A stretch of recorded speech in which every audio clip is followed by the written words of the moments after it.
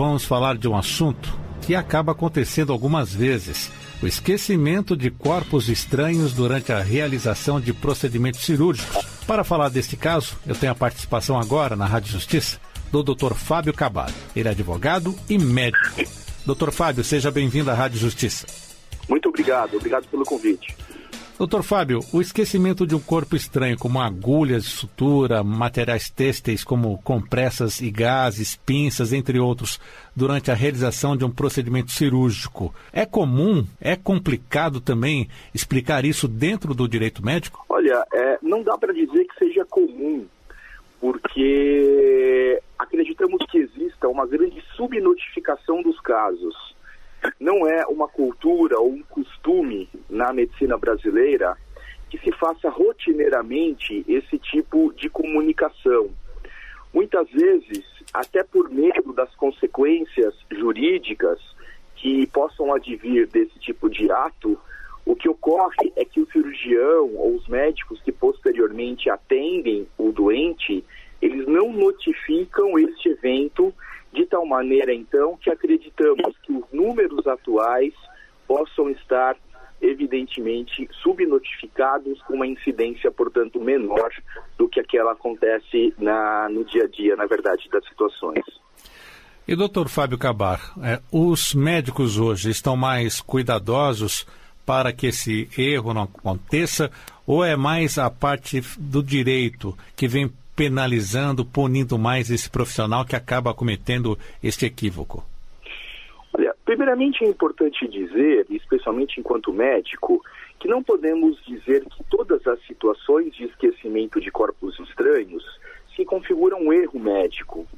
Temos situações em que o ambiente cirúrgico é verdadeiramente dramático, em situações em que há grandes hemorragias, há uma urgência e emergência cirúrgica ocorrendo, ou é um procedimento extremamente extenuante, muito longo, de tal forma que o esquecimento de uma gaze, de uma compressa, representa em algumas situações o desfecho destas complicações, dessas hemorragias, como exemplos que eu dei agora há pouco.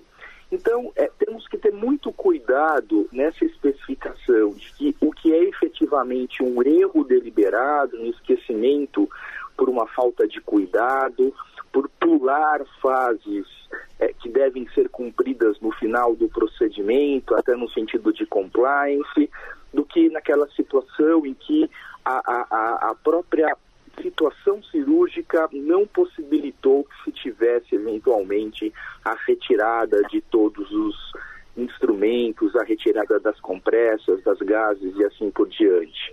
O direito, claro, ele acaba tendo a função de fiscalizar e de vigiar, e nas situações em que efetivamente houve o erro deliberado no sentido da falta crassa do cuidado mínimo que deve ter tido, aí o direito, claro, tem que agir no sentido da proteção da sociedade e do paciente.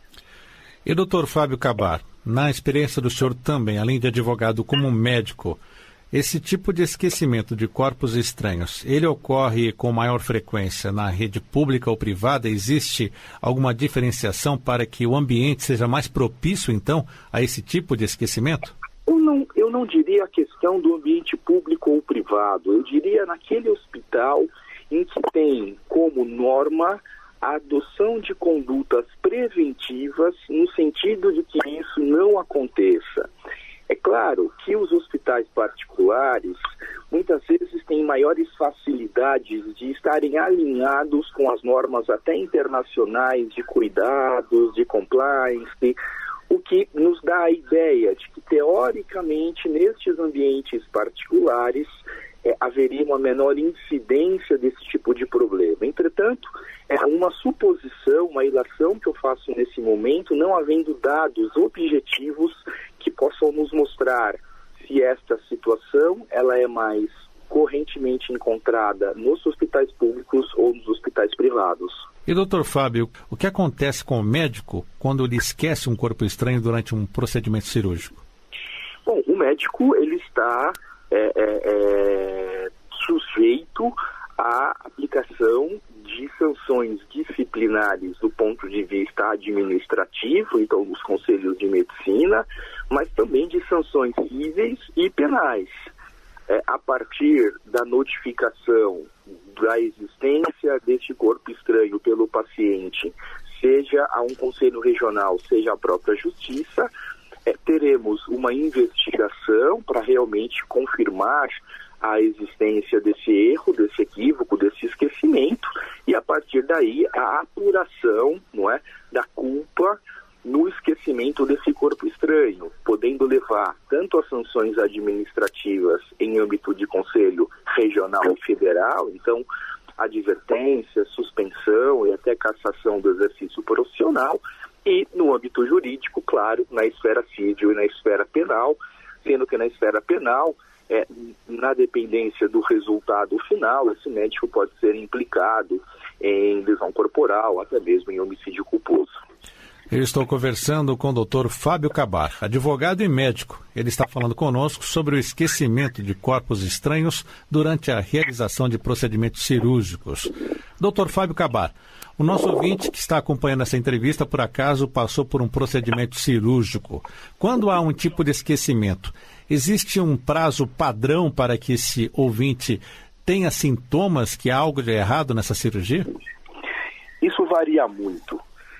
Podemos ter consequências muito agudas, em que o paciente rapidamente, nas primeiras horas, nos primeiros dias, desenvolve dor, febre, desconforto, especificamente porque, na maioria dos casos, o esquecimento é na cavidade abdominal, então dor abdominal, desconforto gástrico, desconforto abdominal, ou em algumas situações podem passar meses, não é, até que ele comece a apresentar algum tipo de queixas. Então, na dependência do tipo de corpo estranho, da reação que o organismo vai ter a partir da presença desse corpo estranho, a manifestação clínica ela pode ser absolutamente diferente.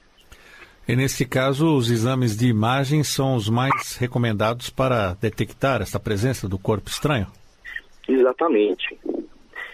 Recomenda-se, inclusive, que os médicos, os cirurgiões, eles utilizem durante todo o procedimento materiais que sejam radiopacos, porque, inclusive, no momento do procedimento, quando, porventura, houver alguma dúvida com relação à presença ou não de algum tipo de compressa de gás, ou no final do procedimento, onde se preconiza a contagem, não é? Das gases, das compressas, numa situação de dúvida em que há a possibilidade de haver sido esquecido, deixado algum corpo estranho, a medida mais recomendada é a realização imediata de radiografias, porque já dentro da sala operatória poderia-se enxergar este corpo estranho e proceder na sequência à retirada do mesmo. O senhor disse elementos radiopacos. O que são, então, para o nosso ouvinte entender? São elementos, são fitilhos, são materiais que são incorporados às gases, às compressas, que a radiografia são facilmente identificáveis. Então, chamamos de radiopacos, porque numa radiografia eles se tornam opacos, eles se tornam facilmente identificáveis no exame de radiografia. E, doutor Fábio Cabar, o senhor falou aqui uma informação até interessante. Num procedimento cirúrgico, existe o controle de números dos itens, dos objetos que são utilizados durante essa cirurgia ou não? Sim, esse é um passo muito importante, é uma recomendação de compliance que se faz internacionalmente, um cuidado que deve ser tomado neste sentido. Então, por exemplo, vamos utilizar aí compressas, não é? Para a realização da hemostasia, para secarmos, digamos, os sangramentos, e cada compressa que é utilizada, cada pacote de compressas que é aberto e colocado à disposição do cirurgião, isso é contado antes da sua utilização e ao final do procedimento deve-se conferir para saber se o número inicial corresponde ao número final. penal, porque é uma medida relativamente fácil que pode nos indicar se houver alguma diferença entre esses números, tem-se a possibilidade clara de ter se deixado o material desse dentro do paciente. E Dr. Fábio Cabar, e caso o nosso ouvinte esteja passando por uma situação como essa, houve o esquecimento de um corpo estranho dentro dele, como ele deve recorrer e a que direitos ele tem também essa possibilidade de pedir uma indenização? Olha, a primeira coisa é que procure um outro médico, um médico de confiança, para que realmente dê o diagnóstico adequado, o diagnóstico mais correto da situação. E aí, havendo realmente essa existência ou essa forte suspeita, né, da existência do erro médico, procurar o advogado para que possa fazer, então, via judicial, a solicitação de reparação, tanto do ponto de vista civil, quanto, eventualmente, a questão da responsabilização penal. E do ponto de vista de conselhos regionais e federal de medicina, não há necessidade de haver um advogado intermediando este tipo de comunicação, podendo diretamente o paciente se dirigir ao conselho regional do seu estado para fazer a comunicação diretamente aos conselheiros. Isso envolve muito a questão do dano moral, porque a emoção também fica afetada com o erro desse, doutor Fábio? Muito provavelmente, não é? Alega-se com muita frequência a ocorrência de danos morais, além de danos materiais, danos estéticos, eventualmente, que podem estar envolvidos também numa situação como essa. Eu quero agradecer a participação no programa Repercussão Geral da Rádio Justiça do Dr. Fábio Cabar, advogado e médico. Ele esteve falando conosco sobre o esquecimento de corpos estranhos durante a realização de procedimentos cirúrgicos. Dr. Fábio, muito obrigado pelos esclarecimentos prestados aqui na Rádio Justiça. Muito obrigado, foi um prazer participar com vocês.